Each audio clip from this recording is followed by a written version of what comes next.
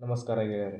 12 November 1996 ಮಧ್ಯಾಹ್ನದ 3:55 ಕಜಾಕಿಸ್ತಾನದ ಶಾಮ್ಕಿತ್ ಉರಿನ್ ಎಂಬಂಥ ಏರ್ಪೋರ್ಟ್ದಾಗ ಒಂದು ಚಾರ್ಟೆಡ್ ಪ್ಲೇನ್ ಫ್ಲೈ ಆಗೋದಿತ್ತು. ಈ ಚಾರ್ಟೆಡ್ ಪ್ಲೇನ್ದಾಗ ಕಜಾಕಿಸ್ತಾನದ ವ್ಯಾಪಾರಿಗಳಿದ್ರು. ಈ ವ್ಯಾಪಾರಿಗಳ ದಿಲ್ಲಿಗೆ ಬಂದು ದಿಲ್ಲಿಯಿಂದ ಉಲ್ಲೆಯನ್ನು ಖರೀದಿ ಮಾಡ್ಕೊಂಡು ಅದನ್ನು ವಾಪಸ್ ಹೋಗಿ ತಮ್ಮ ಕಜಾಕಿಸ್ತಾನ್ಯಾಗ ಮಾರೋರಿದ್ರು. ಇದರ ಟೈಮ್ದಾಗ ದಿಲ್ಲಿಯ ಇಂದಿರಾ ಗಾಂಧಿ ಏರ್ಪೋರ್ಟ್ದಾಗ ಸೌದಿ ಅರೇಬಿಯಾ ಏರ್ಲೈನ್ಸದು ತಯಾರಾಗಿತ್ತು. ಇದು ಫ್ಲೈ ಆಗಬೇಕಿತ್ತು. ಇದ್ರೊಳಗೆ ಟೋಟಲ್ 312 ಪ್ಯಾಸೆಂಜರ್ ಇದ್ದರು. ಅದ್ರೊಳಗೆ 231 ಇಂಡಿಯಾದವ್ರ ಕನ್ಸ್ಟ್ರಕ್ಷನ್ ವರ್ಕರ್ ಹಾಗೂ ಇಂಜಿನಿಯರ್ಗಳಿದ್ರು. ಇವರ ಸೌದಿ ಅರೇಬಿಯಾಗೆ ಹೋಗಿ ಅಲ್ಲಿ ನೌಕರಿಗಳನ್ನು ಹುಡುಕ್ಯಾಡಿ ಇವ್ರು ಈ ಕಡೆ ಇಂಡಿಯಾಕ್ಕೆ ವಾಪಸ್ ತಮಗೆ ರೊಕ್ಕ ಕಳಿಸ್ಬೇಕಂತೇಳಿ ಇದ್ರು. ಈ ಫ್ಲೈಟ ಸಾಯಂಕಾಲ 6:33 ಸೌದಿ ಅರೇಬಿಯಾಗ ಟೇಕ್ ಆಫ್ ಆಗೋದಿತ್ತು. ಆಮೇಲೆ ಒಂದು ಫ್ಲೈಟ ಟೇಕ್ ಆಫ್ ಆಗೋದಿತ್ತು, ಇನ್ನೊಂದು ಫ್ಲೈಟ ಲ್ಯಾಂಡ್ ಆಗೋದಿತ್ತು. ಅದ್ರ ಸಂಬಂಧ ಇವೆರಡೂ ನಡು ಕನೆಕ್ಷನ್ ಸಂಬಂಧ ಒಬ್ಬ ಸಂಯೋಜಕಿದ್ದ. ಅವನ ಹೆಸರು ವಿ.ಕೆ. ದತ್ತ.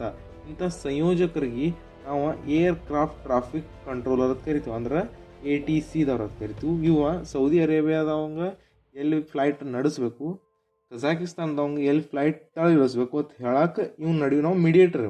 ಇವನ ಹೆಸರು ವಿ.ಕೆ. ದತ್ತ. ಇವ್ನ ನೆನಪಿಡ್ರಿ, ಇವ್ನು ಭಾಳ ಇಂಪಾರ್ಟೆಂಟ್ ಮುಂದಿನ ಕತೆ ಒಳಗೆ. ಸೌದಿ ಅರೇಬಿಯಾ ಫ್ಲೈಟ್ ಯಾವಾಗ ಫ್ಲೈ ಆತ್ಲ ಅವಾಗ 10,000 ಫೀಟ್ ಹೋಗಿ ಮುಡ್ತೈತಿ. ಆ ಟೈಮ್ದಾಗ ಸೌದಿ ಅರೇಬಿಯಾ ಫ್ಲೈಟ್ದ ಏನೋ ಹೆಡ್ ಇದನ್ನ ಇರ್ತಾನಲ್ಲ, ಅವ ವಿ.ಕೆ. ದತ್ತ ಕೇಳ್ತಾನು, ನಾವು 10,000 ಬಂದೀವು, 14,000 ಹೋಗು ಅನ್ನೋದು ಕೇಳ್ತಾನೆ.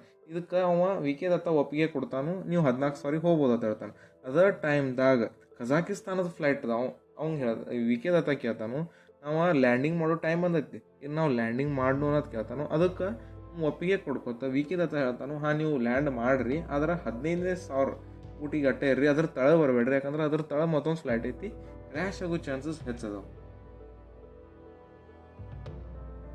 ಟೈಮ್ ಆದ ಬಳಕ ದತ್ತಾನ ಸ್ಕ್ರೀನ್ ಮೇಲೆ 2 ಡಾಟ್ಗಳ ಮಿಂಚುಲಾಕತ್ತು. ಅವು ಎರಡು ಸನಿ ಬರ್ಕೋದು ಕೊಲೈಡ್ ಆಗಿ ಮಿಕ್ಸ್ ಆಗಿ ಒಮ್ಮೆ ಗಾಯಬಾದವು. ಅವಾಗ ದತ್ತಾಗ ಅನಿಸ್ತು ಇಲ್ಲೇನೋ ಒಂದು ತಪ್ಪು ಘಟನೆ ಆಗೈತಿ ಅಂತ ಹೇಳಿ. ಅದ ಸೇಮ್ ಟೈಮ್ದಾಗ ಆಕಾಶ ಮ್ಯಾಗ ದಿಲ್ಲಿಯ ಚಕ್ರಿ ದೂಬಿ ಒಳಗೆ ಅಲ್ಲಿ ಏನಾತಂದ್ರೆ ದೊಡ್ಡ ಪ್ಲೇನ್ ಕ್ರ್ಯಾಶ್ ಆಗಾನ ಜೋರ್ಲೆ ಈ ಸಿಡ್ದಾಗ ಹೆಂಗೆ ಆವಾಜ್ ಬರ್ತೈತಿರಲ್ಲ, ಆ ಟೈಪ್ ಆವಾಜ್ ಬರಕ್ಕೆ ಚಾಲು ಆಯ್ತು. ಆವಾಜ್ ಬಂದ ಬೆಳಗ್ಗೆ ಮ್ಯಾಲೇನು ವಿಮಾನದು ಏನು ಸಾಮಾನು ಇದ್ದಿಲ್ಲ, ಕ್ರ್ಯಾಶ್ ಆಗಾನ ಏನು ಡ್ಯಾಮೇಜ್ ಆಗಿತ್ತಲ್ಲ, ಆ ಸಾಮಾನುಗಳೆಲ್ಲ ತಳಗ ಬೀಳಾಕತ್ತು. ಇದು ನಮ್ಮ ದೇಶದ ಮೊದಲನೇದು. ಆಮೇಲೆ ಮಿಡ್ ಏರ್ ಕೊಲಿಷನ್ ಆಗಿತ್ತು. ಇದು ಅತ್ಯಂತ ಹೊಲಸು ಘಟನೆ ಒಳಗೆ ಒಂದೈತಿ.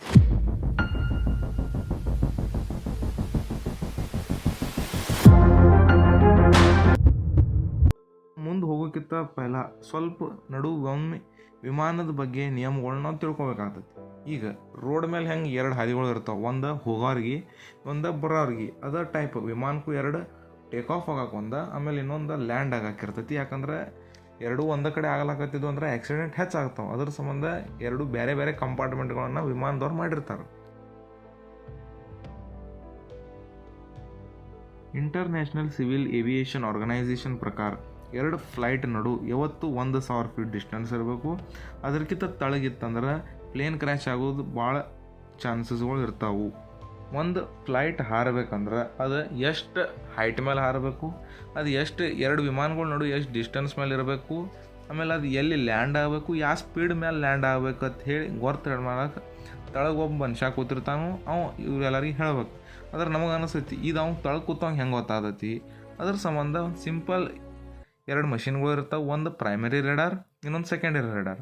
ಪ್ರೈಮರಿ ರೆಡಾರ್ ಏನು ಮಾಡ್ತೈತೆ ಅಂದ್ರೆ 2 ವಿಮಾನಗಳ ನಡುವಿನ ಡಿಸ್ಟೆನ್ಸ್ ಎಷ್ಟೈತೆ ಅಂತ ಹೇಳಿ ನಮಗೆ ಹೇಳ್ಕೊಡ್ತೈತಿ. ಆದ್ರೆ ಇದಷ್ಟು ಉಪಯೋಗ ಇಲ್ಲಿದೆ, ಇದು ಭಾಳ ಕಡಿಮೆ ಇನ್ಫಾರ್ಮೇಷನ್ ನಮಗೆ ಕೊಡ್ತೈತಿ. ಆದ್ರೆ ಸೆಕೆಂಡ್ರಿ ರೆಡಾರ್ ಏನೈತಿಲ್ಲ, ಇದು ನಮಗೆ ಭಾಳ ವಸ್ತುಗಳನ್ನ ಹೇಳ್ತೈತಿ. ಎಷ್ಟು ಆ್ಯಂಗಲ್ ನಾವು ಹಾರಿಸ್ಬೇಕು, ಎಷ್ಟು ನಮಗೆ ಯಾವ ಕಡೆ ಹಾರಬೇಕು, ಆಮೇಲೆ 2 ನಡುವಿನ ಡಿಸ್ಟೆನ್ಸ್ ಎಷ್ಟೈತಿ, ಆಮೇಲೆ ಯಾವ ಸ್ಪೀಡ್ನಾಗ ಹೋದ್ರೆ ಮುಂದಿನವನು ಕೂಡ ನಾವು ಕ್ರ್ಯಾಶ್ ಆಗಬಹುದು ಅಂತ ಹೇಳಕ್ಕೆ ಸೆಕೆಂಡ್ರಿ ರೆಡಾರ್ ಮಾಡಿರ್ತಾರೆ. ಆದ್ರೆ ಈ ಸೆಕೆಂಡ್ರಿ ರೆಡಾರ್ 1900 ಇನ್ನೂ ಆವಿಷ್ಕಾರ ಆಗಿರಲಿಲ್ಲ. ಅವಾಗ ಬರೀ ಪ್ರೈಮರಿ ರೆಡಾರ್ ಇರ್ತಿತ್ತು.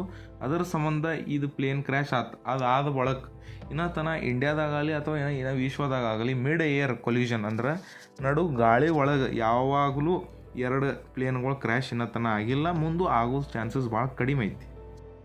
ಇನ್ನೊಂದು ವಸ್ತು ಇಲ್ಲಿ ಲಕ್ಷ್ಯ ಕೊಡಬೇಕಾಗಿದ್ದು ಏನಂದ್ರೆ, ಈಗ ಪ್ಲೇನ್ ಕ್ರ್ಯಾಶ್ ಆಗೋದು ಭಾಳ ಇದನ್ನಲ್ರಿ, ಅದು ಭಾಳ ಸಹಜ ಅಲ್ಲದ.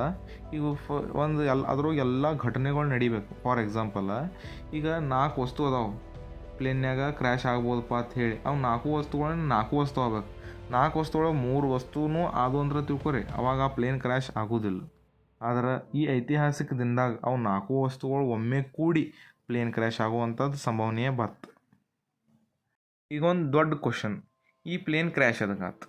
ಸೌದಿ ಅರೇಬಿಯಾ ಪ್ಲೇನ್ 14,000 ಫೂಟಿಗಿತ್ತು. ನಾನು ನಿಮಗೆ ಹೇಳಿದ್ನಿ 15,000 ಫೂಟಿಗೆ ಕಜಾಕಿಸ್ತಾನ್ ಪ್ಲೇನ್ ಇರ್ಬೇಕಂತೇಳಿ ದತ್ತ ಕಜಾಕಿಸ್ತಾನದವ್ರಿಗೆ ಹೇಳಿದ್ದೆ. ಆದ್ರೆ ಕಜಾಕಿಸ್ತಾನ್ ಪ್ಲೇನ 14,000 ಫೂಟಿಗೆ ಬಂದ ಆಕ್ಸಿಡೆಂಟ್ ಮಾಡ್ಕೋತು.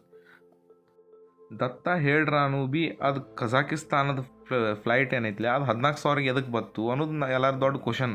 ಅದಕ್ಕೆ ಮೇನ್ 2 ಪಾಯಿಂಟ್ ಅದಾವೆ. ಒಂದೇದ, ದತ್ತನ ಮಾತು ಪೈಲಟ್ ಏನಿದ್ರಲ್ಲ ಅವರ ಬರೋಬರಾಗಿ ಕೇಳ್ತಿರಲಿಲ್ಲ, ಅವ್ರದವ್ರ ಏನೋ ಮಾತಾಡ್ಕೋತ ಕೂತಿದ್ರು. ಇನ್ನೊಂದು, ಅವ್ರಿಬ್ಬರಿಗೂ ಇಂಗ್ಲೀಷ್ ಬರತ್ತಿರಲಿಲ್ಲ. ಅವೇನು ದತ್ತ ಏನಾರ ಸಂದೇಶಗಳನ್ನ ತಳಗಿನ ಮ್ಯಾಲೆ ಕಳಿಸ್ಲತ್ತಿದ್ಲ, ಅವತ್ತನವ್ರು ಒಂದು ರೇಡಿಯೋ ಮೂಲಕ ಟ್ರಾನ್ಸ್ಲೇಟ್ ಮಾಡತ್ತಿದ್ರು ಇಂಗ್ಲೀಷ್ ಭಾಷೆಯಿಂದ ರಷ್ಯಾ ಭಾಷೆದಾಗ. ಅದಕ್ಕೆ ಕಮ್ಯುನಿಕೇಷನ್ ಗ್ಯಾಪ್ನಾಗಿಂದ ಅವು 14,000 ಫೂಟ್ನಾಗಿಂದ ವಿಮಾನಕ್ಕೆ ಅವ್ರು 15,000ದಿಂದ ಬಂದು ಡಕ್ಕಿ ಹೊಡೆದ್ರು. ಇದು ಕಜಾಕಿಸ್ತಾನದ ಏನು ಪ್ಲೇನ್ ಐತಿಲ್ಲ, ಇದು ರಷ್ಯನ್ ಏಜೆನ್ಸಿನೇ ಬರೋದೈತಿ.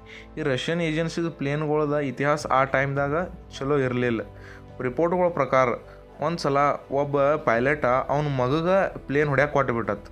ಇನ್ನೊಂದು ಫ್ಲೈಟ ಆದರೂ ಪೈಲಟ್ಗಳ ದಾರು ಗಾಂಜಾ ಹೊಡ್ಕೋತ ಕೂತ್ಬಿಟ್ಟಿದ್ರು. ಇದೆಲ್ಲ ಮತ್ತೆ ಆಗಬಾರ್ದತ್ತ ಹೇಳಿ ಇಂಡಿಯನ್ ಸರ್ಕಾರ ಆಗಲಿ ಅಥವಾ ವಿದೇಶಿ ಸರ್ಕಾರಗಳ ಎಲ್ಲರೂ ಒಂದು ಕ್ರಮಗಳನ್ನು ತೆಗೆದುಕೊಂಡ್ರು. ಅದ್ರ ಒಂದೇದ, ಪ್ಲೇನ್ ಹೋಗಾಕ ಬರಾಕ 2 ಸಪ್ರೇಟ್ ಹಾದಿಗಳನ್ನ ಮಾಡಿದ್ರು. ಇದು ವ್ಯವಸ್ಥೆ ಪೈಲ ಇದ್ದಿರಲಿಲ್ಲ. ಇನ್ನೊಂದು, ಸೆಕೆಂಡರಿ ರೆಡಾರ್ ಅಪ್ಲೈ ಎಲ್ಲ ಪ್ಲೇನ್ದಾಗ ಮಾಡಬೇಕು. ಈ ನಾವು ಹೇಳಿದ ಪ್ರಕಾರ ಪ್ರೈಮರಿ ರೆಡಾರ್ ಏನೈತಿಲ್ಲ ಅಷ್ಟು ಉಪಯೋಗ ಇರಲಿಲ್ಲ. ಸೆಕೆಂಡ್ರಿ ರೆಡಾರ್ ನಾವು ಇನ್ಕನ ಅದ್ರ ಬಗ್ಗೆ ಮಾತಾಡಿದೆವು. ಒಂದು ಕಂಪ್ನಿ ಆ ಟೈಮ್ದಾಗ ಸೆಕೆಂಡ್ರಿ ರೆಡಾರ್ ಅಪ್ಲೈ ಮಾಡತ್ತೆ ಹೇಳತ್ತಿದ್ದು ಸರ್ಕಾರದವ್ರಿಗೆ, ಆದ್ರೆ ಅವ್ರು ಮಾಡೋರಾಗಿದ್ರು. ಯಾಕಂದ್ರೆ ಅದ್ರದ್ದು ಬೆಲೆ ಭಾಳ ಇತ್ತು. ಅದ ಅಂತಾರಲ್ಲ, ನಿಮ್ಮ ಮನವಿಗೆ 4 ಹನಿ ರಕ್ತದ್ದು ಕೂಡಿದು ಅಂದ್ರೆ ಅವಾಗ ಸರ್ಕಾರಗಳು ನಿಮ್ಮ ಮನವಿಗೆ ಸೈನ್ ಹಾಕ್ತಾರೆ. ಇನ್ನೊಂದು ಸ್ಟ್ರಿಕ್ಟ್ ಕ್ರಮ ಏನು ವಹಿಸ್ರಂದ್ರೆ, 30+ ಸೀಟ್ಗಳು ಏನು ಫ್ಲೈಟ್ ಇರ್ತಾವಲ್ಲ ಅದ್ರೊಳಗೆ TCAS ಅಂದ್ರೆ ಟ್ರಾಫಿಕ್ ಕೊಲ್ಯೂಷನ್ ಅವಾಯ್ಡೆನ್ಸ್ ಸಿಸ್ಟಮನ್ನು ಹಾಕಬೇಕು. ಅದು ಕಡ್ಡಾಯ. ಈ TCAS ಏನೈತಿಲ್ಲ, ನಮ್ಮ ಆಜು ಬಾಜು ಯಾವ್ರೆ ಫ್ಲೈಟ್ ಇರ್ತಾವಲ್ಲ ಅವು ಎಷ್ಟು ಸ್ಪೀಡ್ನ್ಯಾಗ ಅದಾವು, ಎಷ್ಟು ಹೈಟ್ನ್ಯಾಗ ಅದಾವು, ಯಾವ ಸ್ಪೀಡ್ನ್ಯಾಗ ಎಕಡೆ ಬರ್ಲತ್ತಾವು ಅಂಥೇಳಿ ಹೇಳಿಕೊಡ್ತೈತಿ. ಇದ್ರ ಪ್ರಕಾರ ಪೈಲಟ್ಗಳು ತಮ್ಮ ಪ್ಲೇನ್ಗಳು ಓಡಿಸ್ಬೋದು. ಇದರಿಂದಾಗಿ ಪೈಲಟ ತಳಗಿನವ್ರ ಮೇಲೆ ಅಷ್ಟು ನಿರ್ವಹಣೆ ಮಾಡ್ತಿರಲಿಲ್ಲ. 1996 ಬಳಿಕ ಇವತ್ತಿನ ತನಕ ಯಾವುದೂ 2 ಪ್ಲೇನ್ಗಳ ಕ್ರ್ಯಾಶ್ ಆಗಿಲ್ಲ. ಸೊ ಇವತ್ತಿನ ವಿಡಿಯೋ ಇಷ್ಟ ಸಾಕ್ರಿ. ಇಷ್ಟೊತ್ತಾತು ನೋಡಿದ್ರಿ, ಅದಕ್ಕೆ ಧನ್ಯವಾದಗಳು.